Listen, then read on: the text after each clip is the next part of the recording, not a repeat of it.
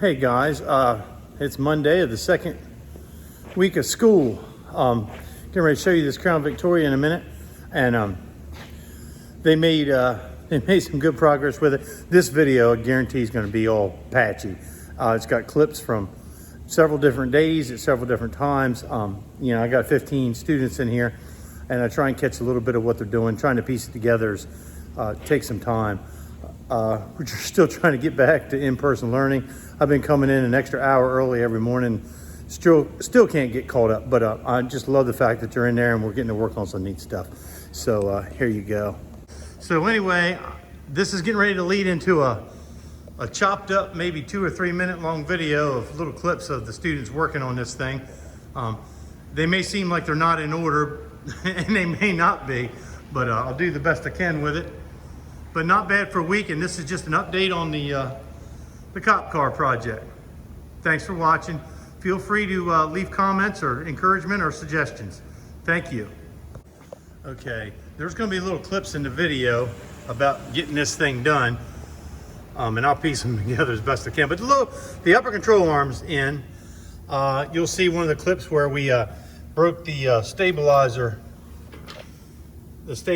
link, which I kind of knew that was going to happen anyway. We were trying not to break it, but it was inevitable.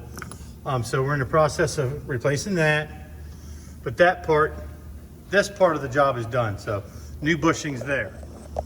Okay. He's got that hole is all welded up. Pay no attention to that dark spot. It's not hurting a thing. You got to understand, this is 16-year-olds, and it's the first time they've done actual real stuff like this. It's going to be fine. It looks good. And since it had blisters on it and it's up on this lift, we just figured we'd just take the door off and strip the bulk of the door, because you're not going to be able to tell it from this, but there's little blisters, and this paint's it's gonna peel off everywhere. So we're just going to strip that the white off of the door. Okay, this side is Winnie's. One of my other students is working on. We call him nicknames Winnie. He's got this side welded up. The paint on this door is nowhere near as bad. We won't be taking this door off. It doesn't need to be stripped. We're just going to strip. We're going to strip this paint back until it starts to stick and it feathers. Of course, if it doesn't ever start to stick, we will strip it all off, but I think it's going to be fine.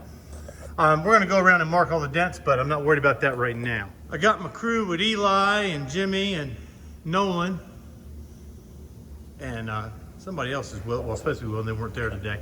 They got the front end off and the headlights off. The bumper's in really good shape for being an ex-patrol car. Basically, this is where it had the number, you know, calling 594 or whatever. We're just going to feather all this out, and it's got some spider web cracks. We're going to strip them down through the plastic and repair them. We're not going crazy with it, but you can't really repair, or you definitely can't paint one of these bumpers and do a nice job with it on the car. So we had them take it off. Now the headlights, I don't think there was a good picture of them before. They weren't hateful bad, but they were typically, you know, they had yellowed out. Now we've sanded all these with 500 grit. They're not quite done yet, and we're going to clear coat these, and I'll have a little video on them clearing them. But they'll look almost brand new when they're done. He has a mask on, you just can't see it. All right, here we go. All right, what are we doing in here, Smiley? All right, we're back on the Crown Vic project here, and we got Chase. He's drilling out the pop rivets. You push a little bit harder. There you go. He's drilling out the pop rivets so we can pull off this reveal molding. As you can see, they've already got the glass out of the door, and they're going to be taking the door handle out.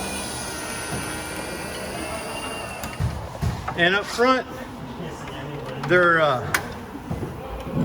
getting ready to put the upper control arm. How's it going, Smiley? Okay. All right. Isaiah? Huh? Yeah. We're getting there. Is it coming? All right. We're going to put this in the Adventures with Smiley. Good job. All right. We're having a big trouble here. So what we've had to do is we've had to cut the top of this control arm off. We can't get in there. The ball joint's spinning, and we're trying to avoid taking off the stabilizer link. So that's where we're at. And we got a couple guys, we're pulling the headlights out of there. It's coming along. All right, they got the hole in the door welded up. They put a stud on the end of it just so they could hold it in place. This is the one for the other side, and that way they could hold it in place and weld it in there. So this is the other side, and as you can see, this will weld into place. Okay, let me come to you while it's a little bit quieter in the shop here. This upper control arm has been more than a notion. I think I may have showed you earlier, we ended up having to cut it in pieces to get it out. As you can see, the bushing is totally worn out. I mean, that's been like that for years. That's kind of weird. It's amazing because the rest of this car is in really good shape. Anyhow, so for those of you unfamiliar, or maybe you are familiar, the way these upper control arms are, this bolt that holds the upper control arm comes from the inside of the strut tower out. This one does the same thing. So you have to knock it in. Let me find the thing here. You have to knock it in so you can get the control arm on it.